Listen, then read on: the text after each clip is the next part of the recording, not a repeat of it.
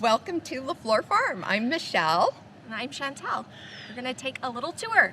Well, okay, but let me ask you this. Yes. It is July 22nd or 23rd. It seems quite early for such gorgeous, healthy, full bloom dahlias. So how did this happen? So we made a decision last fall based on our capacity and family circumstances that we were going to leave our dahlias in the ground. Okay. And we were just going to cross our fingers, mulch with some leaves, and hope that the majority of them survived. And they did. Wow.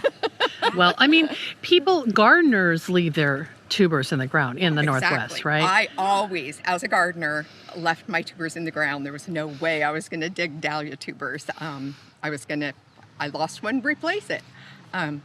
So we just made that decision to try it, and it worked really well for us this year. Yeah. So how do you have the rows set up, Chantelle? Are they, I guess obviously you have this big tree in the middle of your field, but otherwise they're pretty linear. Yes. Yep. So we have longer rows on the two ends here, and then these ones are just a little bit shorter because of the tree, but we have them spaced about a foot apart on either side of the bed. And then the goal is to get everything staked, but that hasn't happened yet. So well, you have some staking. Maybe you can show us how you do the staking. We'll definitely show you how we do the staking. Okay. And then this year, we've always top watered our dahlias. This year we put drips in, and that has been really helpful to keep up with the watering. They're heavy drinkers. But also the foliage looks super healthy. Yes. There's not a lot of, because overhead does cause some issues. The mildew. Yeah.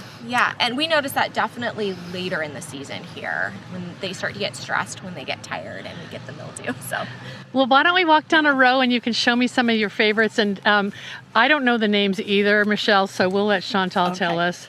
So those are my favorite. Holly Hill Orange Ice. Let's go over there and you can point. Yeah. Yeah.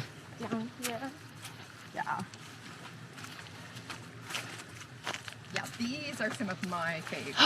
Oh my goodness. Is that natural or normal that there's sort of this That's irregular one? Oh. Yeah, so they just throw these different colors, even on the same plant. They could be quite bloomed out like this, or quite inconsistent with the different coloring in them. And it's called Holly Hill Orange Ice. This one is not Holly Hill Orange Ice. See, she knows. But you know you like it though. This one is all a mauve. Holly Hill Orange Ice is over there. Mom. But they have the white and orange kind of they're kind of the same variables. Yeah. Wow. Yeah. Gorgeous. All the mauve. Yeah. No, that's all the mauve. that's Holly Hill Orange Ice. Okay. It's the Holly Hill series, we'll call it. We like that. Oh my gosh. Do you try to color block when you plant? Yes.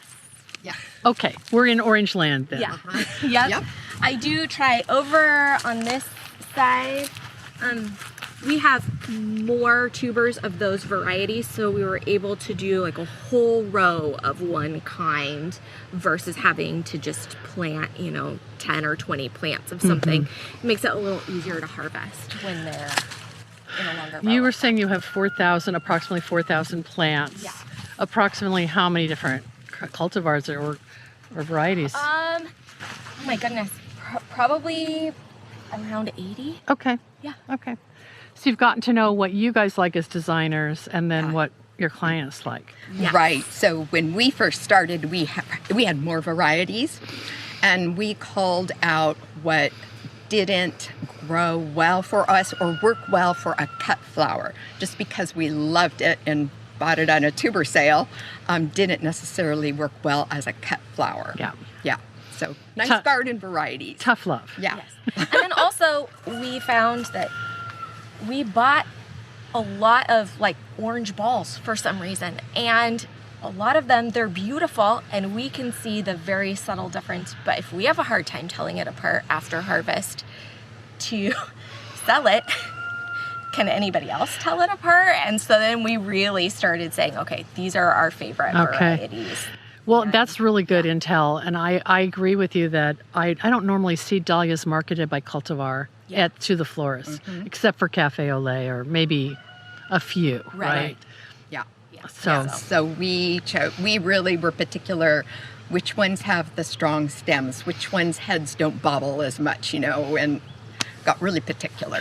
and you really only get that over time, that knowledge. Yep. Yeah. So you like long stems, you don't want the heads to bobble, and then what are the classifications you like to grow? Okay, all of them. I mean, collarettes are my favorite. Yeah. Oh, okay. Show us some of those. Okay, so Rumble Bumble was we was open have up Bumble here. Rumble down. Apple Blossom. Oh, we've got one Apple Blossom So popping here's there. Bumble Rumble is here. So the collarette has sort of two parts to it then. Yes. Okay.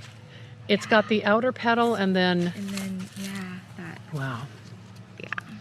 I love that Gorgeous. one. And then we can walk all the way in the back. We'll show you. There's several that are planted together back here. Oh, I love these almost We red orange. We love this one. Good day. This is such a good one for designing too, because it's open on the top of the stem rather than being forward facing. When it opens, Oh. it's nice. Oh. Nice. Yeah. So you're looking at stem arrangement of the flower on the stem. Mm-hmm. Such a good point. Yeah. And just the colors in this can go with so many options. Oh yeah, Yeah. it can go to cool palette, go to a Yes. warm palette. Mhm. Yeah. Yep. And which one is this called, Michele? Good Day. Good Day. So we have 2 unheated high tunnels that we put in our first year. And so we overwinter Orlea and snapdragons and stock. Wanted to test, we've started growing Fama scabiosa. And we wanted to test and just see how it did indoors versus outdoors. And so that's our test. Yeah, see if we could get it earlier. Yeah, earlier. Yeah. What we found is we're getting taller, stronger stems indoor than outdoor. So we're happy with Back it. to your priorities. Yeah. Yeah, I love it. exactly. Yeah. Yeah. So mostly these are for like cool crops that you start in the fall. Yeah, and our then- shoulder seasons. Uh-huh. Yep. And then in the summer, we grow our celosia, our really heat lovers that, sometimes in the Northwest we get those summer rainstorms. Seems like we're getting more heat now, but No, they love it indoors. my experience with celosia is sometimes it doesn't even bloom until like right before, at the end of the fall Yeah. Exactly. because Yeah. it's just not hot enough here. Right. So how much you can bump up the temperature, like 5 degrees or 10 degrees? It's about 10 degrees. We do put the shade cloths on in the summer because it can get 100 degrees in there Yeah. really easy. Cool. Well, let's Yeah. keep going. These are beautiful. Did you build these from kits or were Yes, they? we did. My husband rigged up these doors for us. They're Framed great. the ends. Yeah. and made them Gave you a true closure. Yeah. So there's the end of our snaps. Okay. Way Yeah. back there. Yeah. Yeah.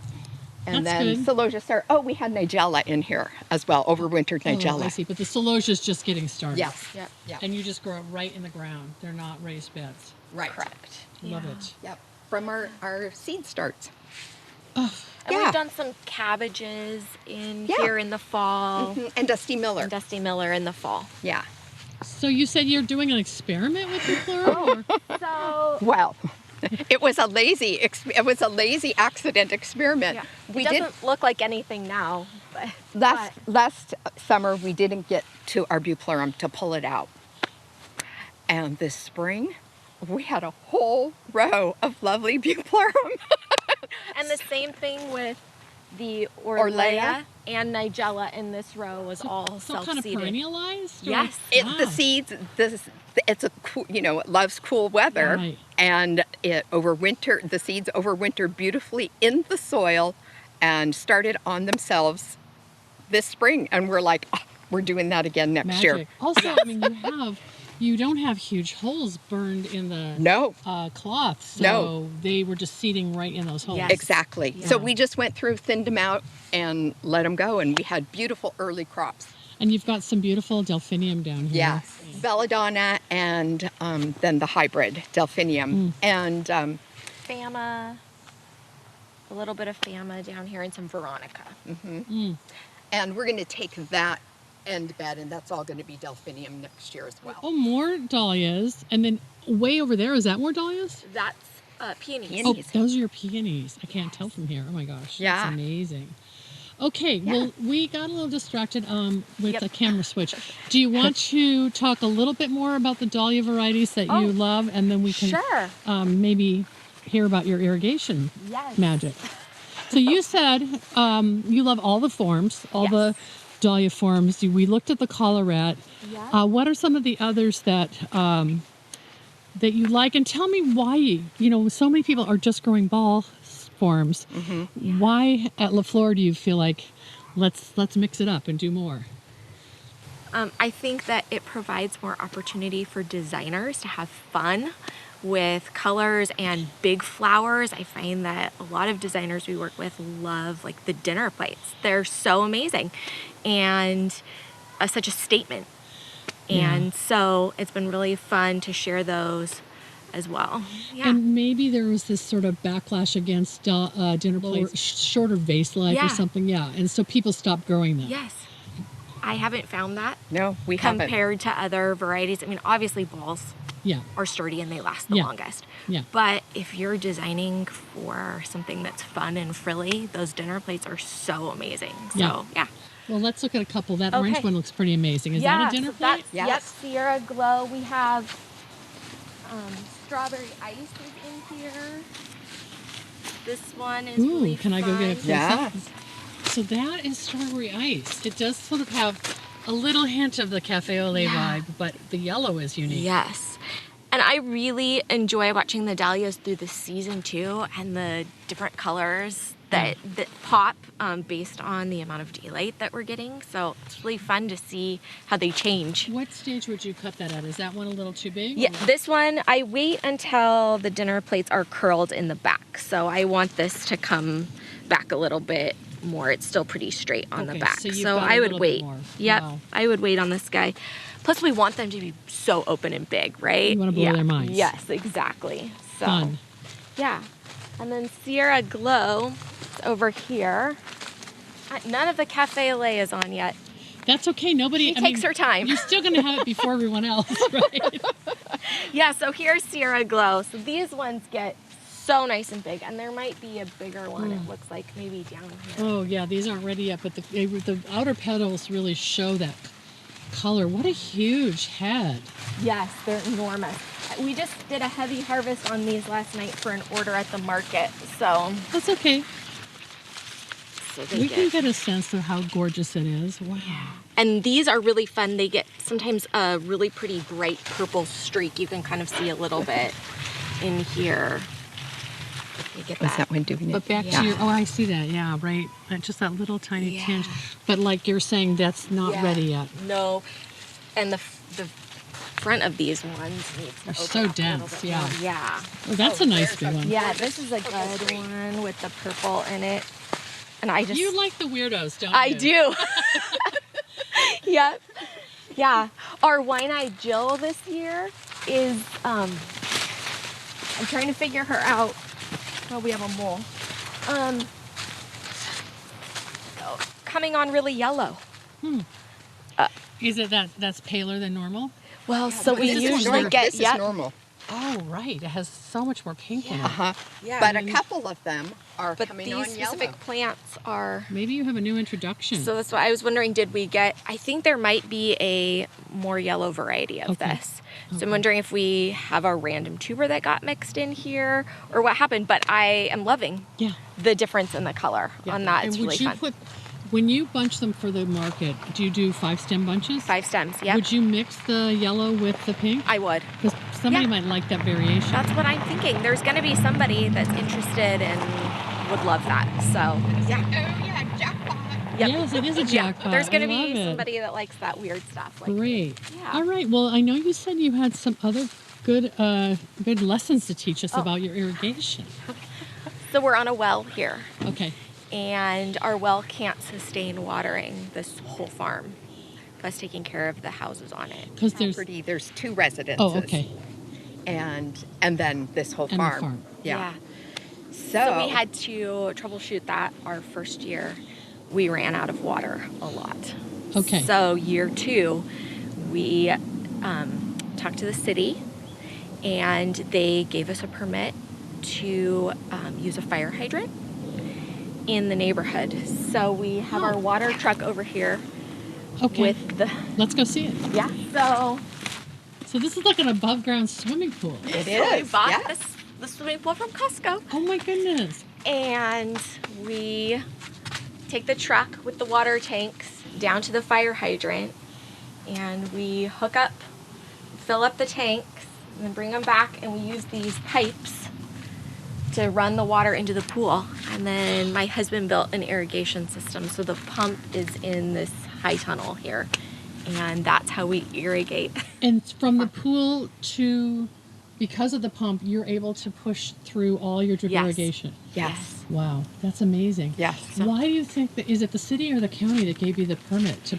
It's the city, and we're using it as irrigation. Yes. So we get a lower rate.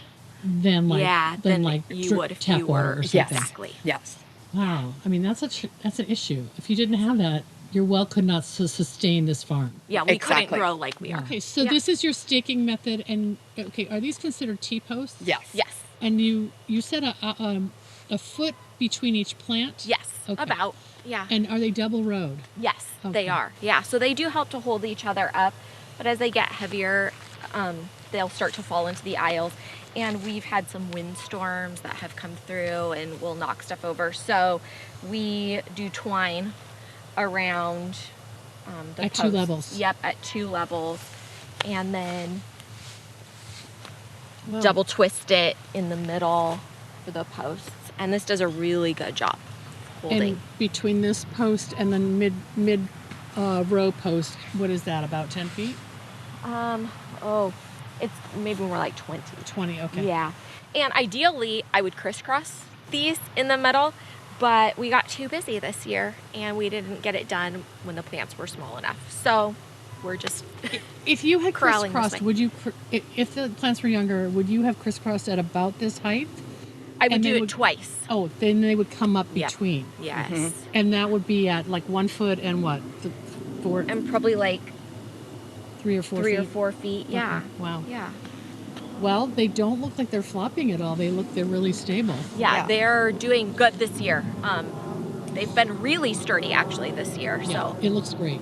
So Great setup. one thing we've really learned is you can't be too what do I want to say, structured in your mind, too yeah. yeah, you've got to be able to pivot as a farmer. Yeah. So When things don't work as you planned, plan A, pivot to plan B, and Yeah. go so, with it. So not crisscrossing a month ago means Yep. you're going to wrap the perimeter now, Exactly. and everybody seems happy. Exactly. Okay, great. We're going with it. Yeah, this is your 4th season. Talk about like all the facets of your business. Is it different than when you started, or what are your big buckets right now? It's a lot different than when we started. I think when we started, we were going after our retail customer and thought we would do a lot of subscriptions and we were just going to grow everything we thought was pretty. And we've really narrowed down what we're growing and figured out that we really enjoy the wholesale aspect.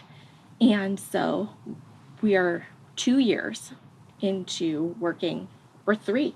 Yeah, this is our third Third year. year working with the Seattle Wholesale Growers Market. As I understand it, when you begin to sell there, the first year you're provisional. Is that correct? And then that's just sort of like blind dating, like you're trying, or speed dating. You're trying Yeah. to figure out if you both like the setup. Right. Right. Yeah. I would imagine for La Flor, the proximity works really well. You're not driving through downtown Seattle to get there. Yes. What is it like in terms of taking product in? Is it once a week or? Yeah, we do once a week most of the year, and twice a week when the dahlias are on. Yeah.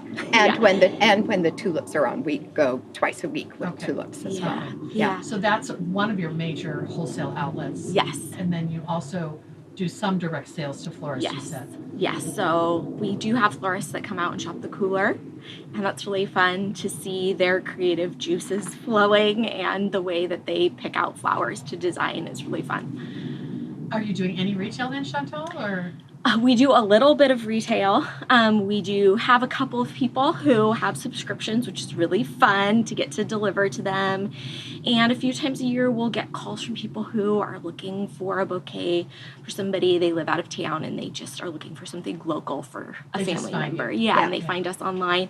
And then we do some pop-up events at the farm too. Oh. So some pick your own, or we pick a lot of times and just invite people to bring their vessel out and arrange on the farm with us. We do a planter class at Christmas time, so we do some Christmas greens and berries and for the holidays season. So And then another fun one we do is decorating a pumpkin. So we do grow some specialty pumpkins and then dry flowers and leaves and get some beautiful ribbon, and everybody gets together and chooses their pumpkin and decorates it with all of our dried fun things from the farm. So you kind of have these fans who Yes. want Yeah. to come to the farm, and you do seasonal. Yeah. yes. Like- And they Yes. love it. If we don't get it posted soon enough, they're reaching out. Are you going to do the event this year? How many people can you accommodate for an event like that? So we do about 15 Okay. people. Yeah. Yeah. Wow. Well, how did this all get started? And I told you earlier, people love this mother and daughter storyline, but Chantelle said no, it's actually 4 generations. Yes. Yeah. Well, it really started with Chantelle. I've been a gardener for years, love gardening, and the gardening bug bit her probably 5 years ago with dahlias. She started growing dahlias in pots. They were renting a place, and so it wasn't real permanent, but fell in love with dahlias and said, "Mom, you have all this property. We need to do something." Yeah, that's right. Let me drag you into my big plan. Spoken like the eldest child. Yeah. And I said, "No way, we don't have time to do that. There's no way we could do that." And she said, "Let's just go visit some farms and see."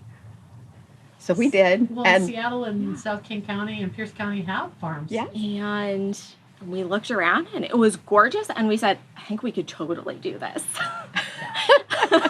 We had kind of expectations for a very clean farm, no weeds, everything very Like a tidy. pristine garden, and- like yes. Butcher Gardens. Yes. That was my vision. And then we saw what they were doing and we went, oh, okay, we got the vision now. Yeah. And the vision really is you had this acreage. Yes. And what had the land been used before? I know there's 2 parcels that are connected, right? Right. Yeah. It was just pasture grass. Okay. We would let our neighbors use it for their horses Oh. when their field was eaten down. Oh, okay. So from the idea of touring farms, talking your mom into this dream and Yeah. starting with dahlias, what was your first season like, Chantelle, and how has it evolved? Our first season was really, we went big. We decided that if we were going to start, we were going to put everything in that we wanted. So we had lavender, and we had 120 roses, and we put up 2 high tunnels, and we overplanted all of the seeds we thought were so pretty. And then everything just came on full force. And we were giving it away as fast as we could grow it and throwing it away, composting it. We just did not have a sales outlet for the amount that we could grow. So we decided, this was a great experiment to see what can we handle.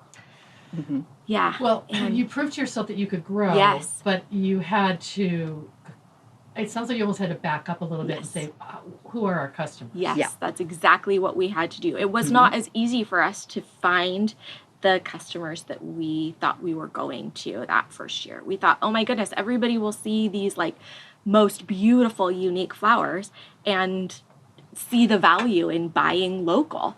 And we realized that we had to back up and educate people about the importance of buying local and how much more they get, how much longer their flowers last, how much healthier their flowers are, what it means to buy flowers that aren't drenched in chemicals.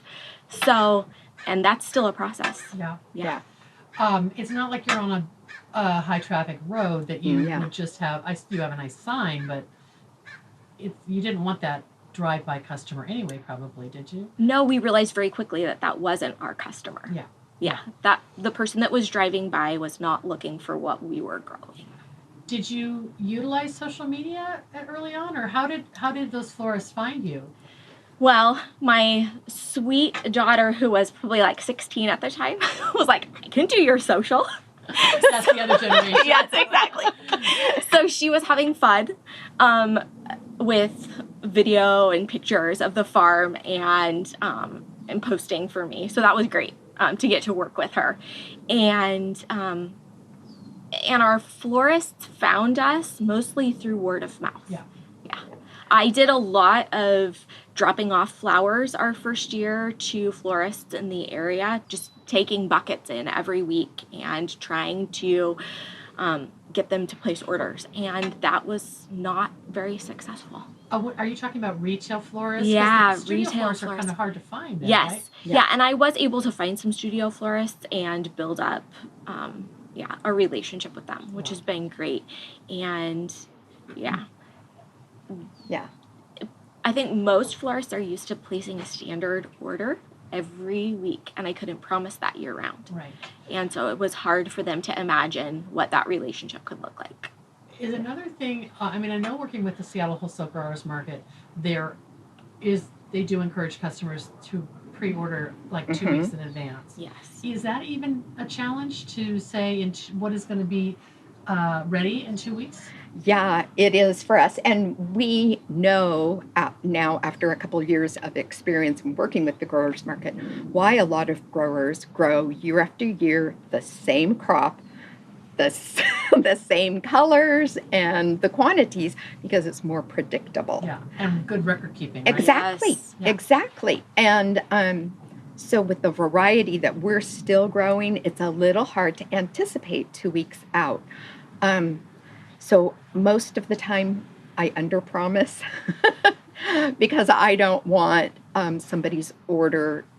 I don't want to not deliver on somebody's order. Yeah. And then if we have some extra, we'll send some extra. Okay. Yeah. We were talking earlier about colors of dahlias. So when say a florist wants 200 apricot dahlias, Yeah. then you're working with Cherise. at Yeah. the market, and you're trying to figure out what do they really mean? What is Yes. this color? Do we have it? Yeah, so sometimes florists will say, we want, for instance, Sierra Glow. We had an order for 5 bunches of Sierra Glow. We miscounted on a Sunday delivery to the market and included some extra Sierra Glow for the floor at the market. It sold out just like that. We were short 1 bunch for this special order. Oh no. So we love the florists that can say, oh yeah, this other dahlia is the same color. It's not Sierra Glow, but yeah, substitute that. That'll work fine. And that's what's so great about working with Cherise in the market is Cherise knows all of the floral customers and knows if they're willing to sub something and go with that. Yeah. And so many of the florists they love working with local in-season flowers, and they're just willing to flex. If we don't have something, the exact thing that they're looking for, what else can we offer? Yeah. Well, you were saying you're willing to flex when things happen here. Yes. Yeah. So, Yeah. that's lovely to hear about, because we all live in fear of that disappointed customer. Yeah. Yes. Yeah. And it sounds like, Michele, you work more closely on the sales side with the wholesale outlets. Yeah. And then Chantelle, you're like dirt under your nails, dirt on your knees. Like are you the chief grower, or how do you? No, we work on that definitely together. Okay. We're out. Yeah, she has as much dirt. Sorry, I didn't check your nails, Michele. Yeah, we work on that together, but I definitely handle more of the communication through social or phone calls. People reach out, email. Yeah. I'm the person that's returning those and meeting people to shop the cooler. And I love that you have such a good harmony here with, like, not you give and take, and it's not like there's one boss. There's a true conversation going on all the time, trying to Yes. figure Yeah. out yeah, Like when you woke up this morning, what were you worried about? What was your task? White dahlias. White dahlias this week. And I woke up to several text messages from people asking, can I come out today? Can I come out tomorrow? And so then I'm trying to coordinate with them, reaching out to mom and saying, what is the market spoken for? What in the cooler is free game for me to show these people what's off limits? So several conversations like that through the day of, I have 3 people that want to come out. What can I show them? Wow. Yeah. Wow. And we don't want to disappoint those customers, those last minute customers either. So we're thinking, okay, we've got some things in the cooler for Thursday for the market, but this customer wants it. Can we let it go to this customer and fill that for the market tomorrow? Because you've got 2 more days. Yes. Yeah. So Do you think that's constantly. going to work? We do that a lot. Yeah, we do.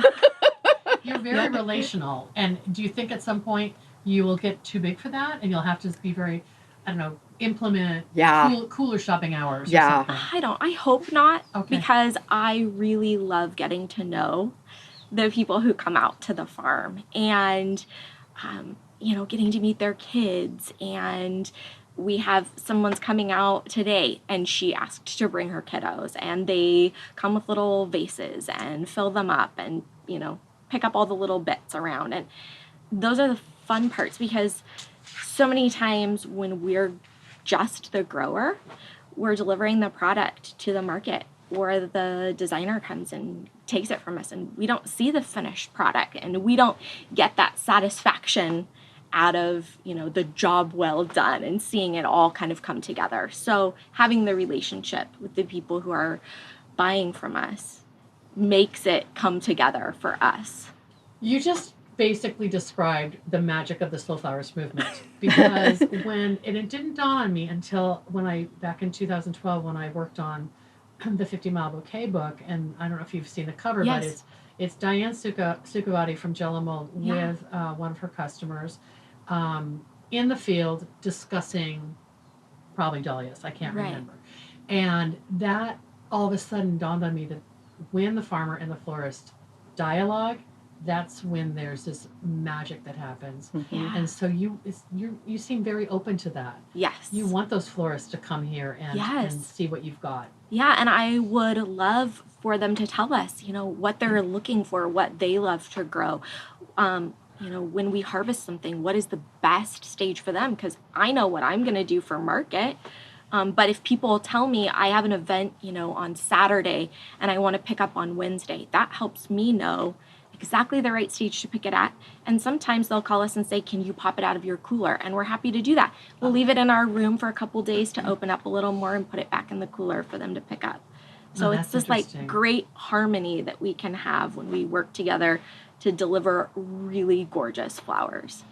I can't imagine how much that influences the design aesthetic of these florists, because they want all the juicy, gorgeous things that you guys want. So they want to come see things that maybe you haven't taken to the market yet, or you can't post everything. No. Yeah, there's so much more here that's happening that I'll ever be able to post on social. So yeah, just coming out to the farm and seeing it is amazing.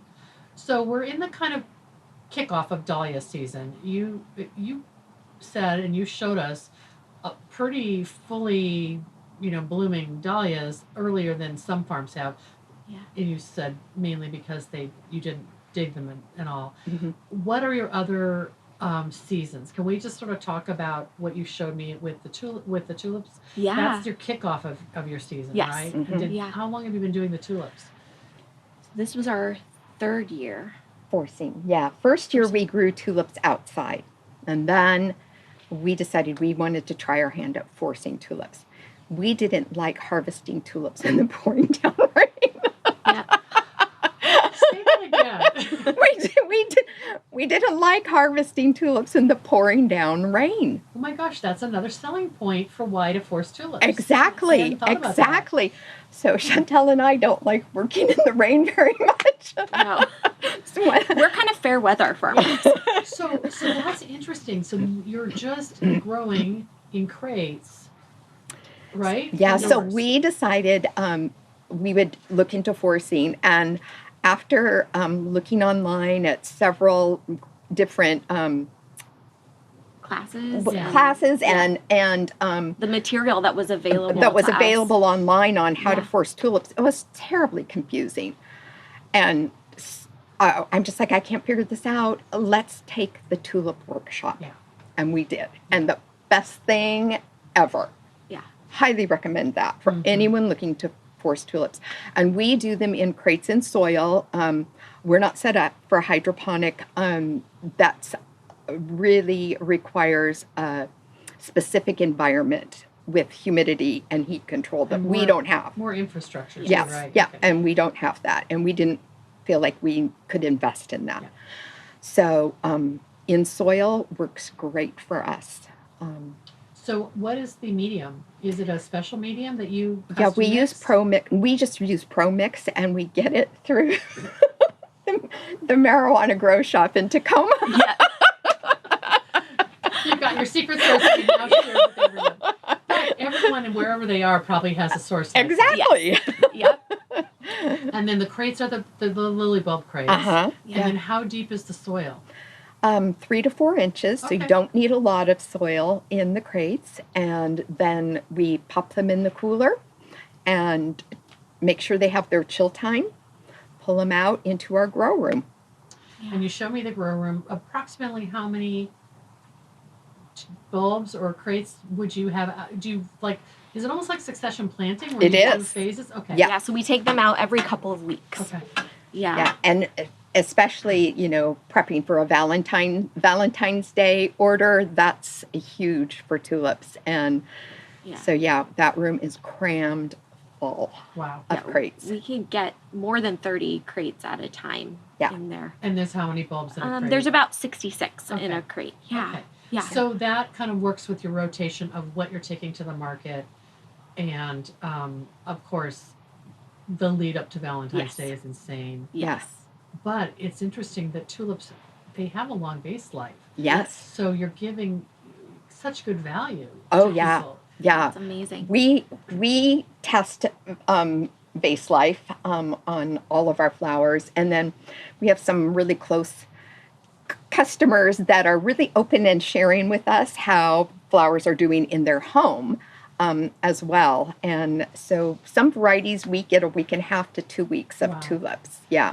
And I remember seeing and purchasing some of your tulips really early, like in January. Yes. And posting about it, and that's when I started thinking, I've got to go meet these guys. Your selection is so beautiful. Oh, You thank you. pick really interesting doubles and also really interesting colors, and I think that's something that's hard to put a Yeah. put a finger to. Like, it's more intuitive what you're choosing, right?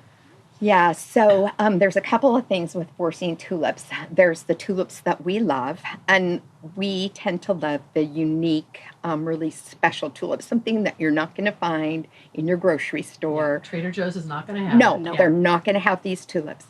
And then there's the what tulips force well. So there's that balance of finding those really unique, special ones that also force well. Give us the stem length that we're looking for, because we had Yeah. some gorgeous ones this year and we just could not get stem length. Yeah. And, we waited a little longer in the season. We brought some in early, didn't get good stem length, waited a little longer to bring the next set in, got a couple more inches, but really it was disappointing. What do you want? Like 18 inches Or more. okay? Yeah. And some of the real like Byron Bay, the real frilly tulip, we might have to just be happy with a little bit shorter stem. It's a beautiful variety, and if florists are loving it, okay, Yeah. we'll grow some of it, but maybe not as much as we would of another variety. So tulips are coming on and for a couple months then. Like, what's your window? Yeah, so we had tulips at the end of December.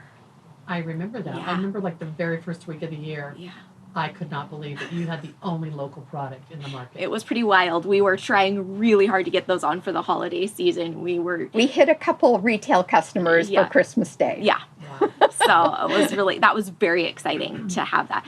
And so then that went all the way until everybody had their outdoor tulips. So we were finishing just the time that all the other farms were coming on with their outdoor stuff, the field growers. Which you don't do. No.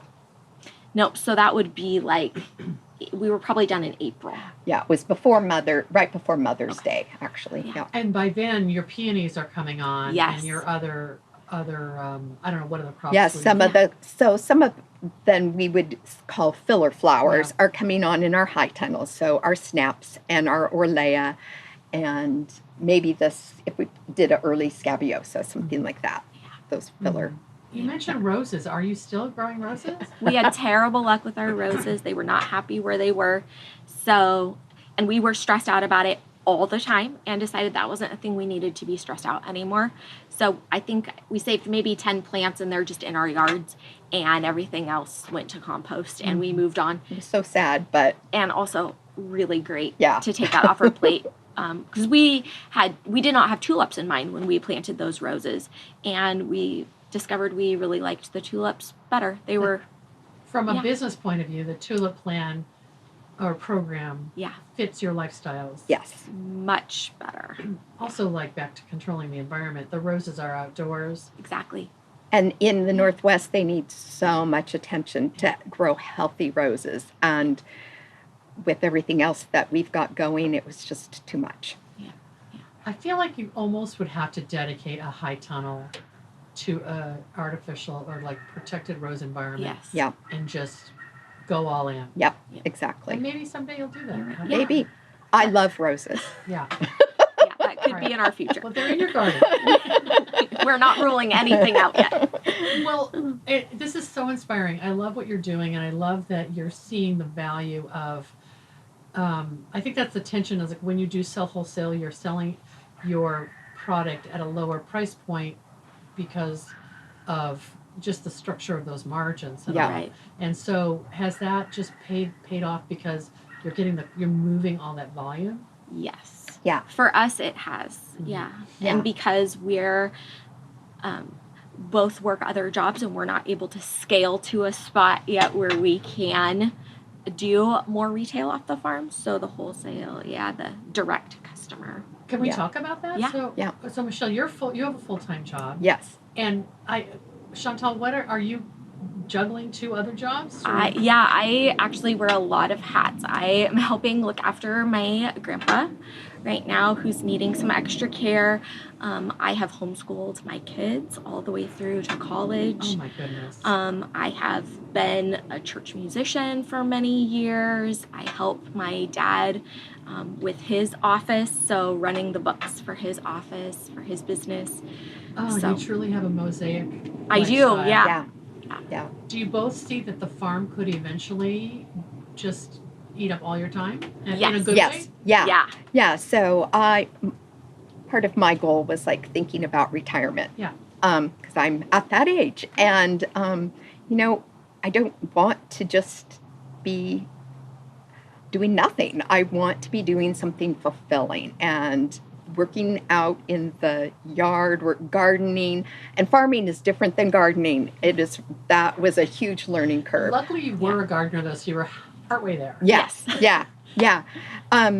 It's and it is just really fulfilling to be working outdoors, seeing things as they're growing, constantly learning. And it amazes me when I see our flowers that somebody has arranged. Even bouquets that we've arranged. We've done bouquets for a ballet company in Enumclaw for their performances.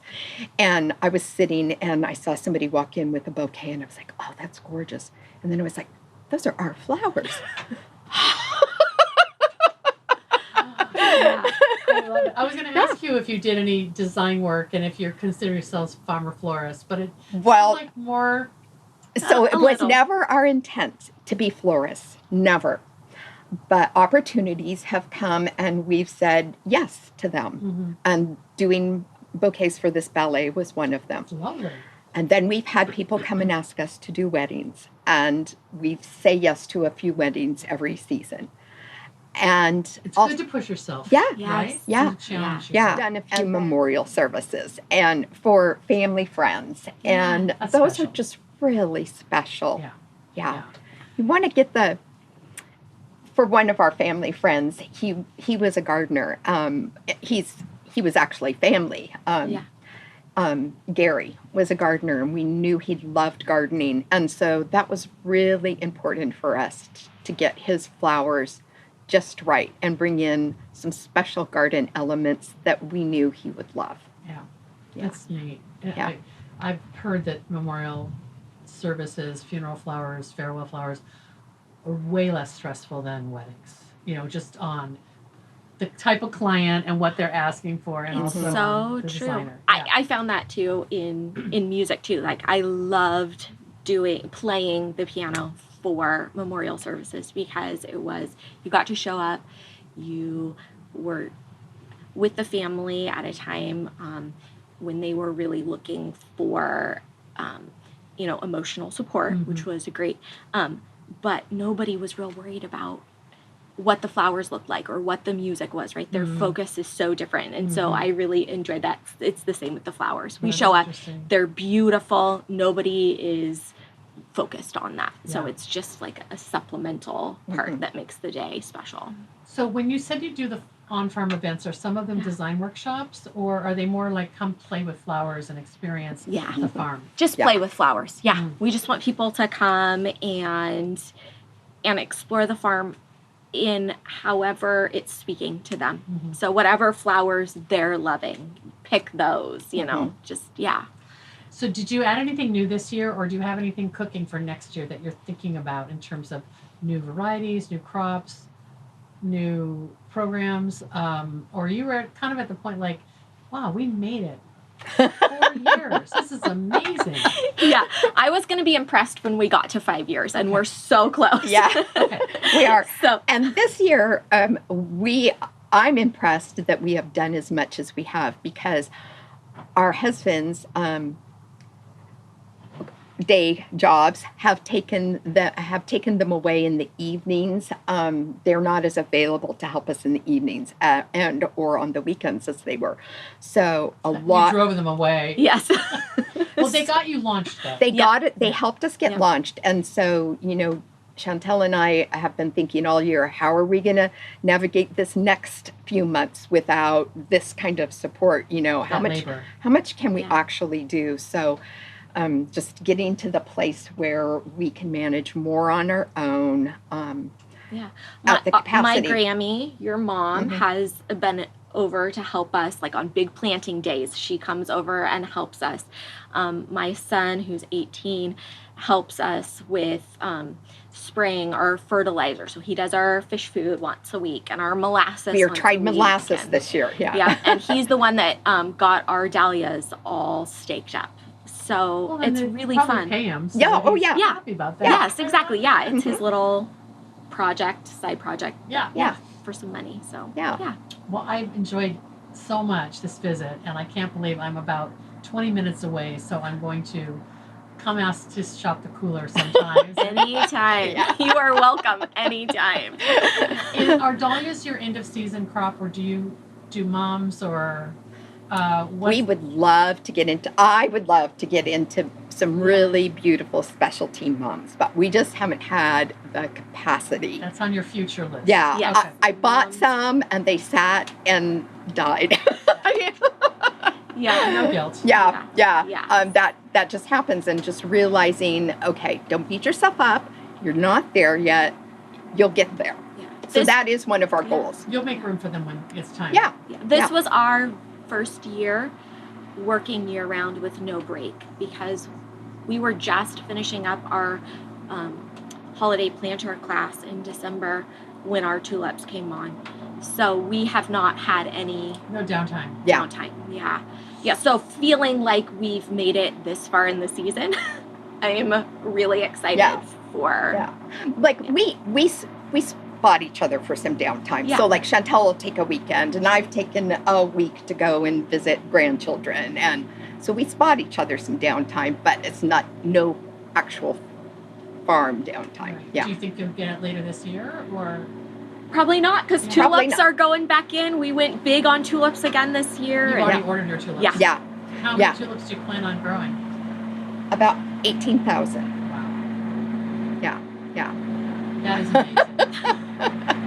Okay, well, the There's the tractor. coming, so Yep. it's time to end.